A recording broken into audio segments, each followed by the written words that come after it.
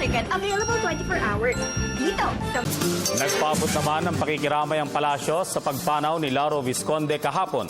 Kinilala ng palasyo ang naging kontribusyon ni Visconde kung saan naglingkod siya bilang miyembro ng Board of Directors ng Intercontinental Broadcasting Corporation, IBC. Sa iba pang ulat, patuloy ang pagrepaso at pagsusuri ng Department of Justice sa listahan ng mga bibigyan ng executive clemency. Ng palasyo sa isinagawang mock election ng Commission on Elections kahapon sa ilang mga lugar sa ating bansa kung saan nakapagtala ng ilang aberya tulad ng mabagal na pagboto ng mga botante.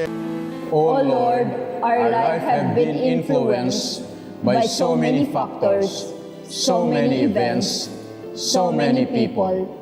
Help us to realize, Lord, that we are responsible for our own destiny, that we may not miss, and we must face on achieving our one and only goal in life, you and heaven. If we miss it, we miss everything. All our life, we allowed others to influence us. In all of this, we were not totally free. We want now to declare our independence.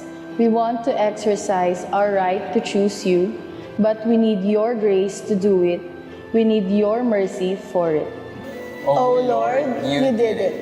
You finished your suffering on the cross, faithful in life, faithful in death, taking the sins of the world upon your sinless shoulders, taking our sins so that we might receive your forgiveness and new life. All praise to you, O Lord God, for finishing the work of salvation, for saving us.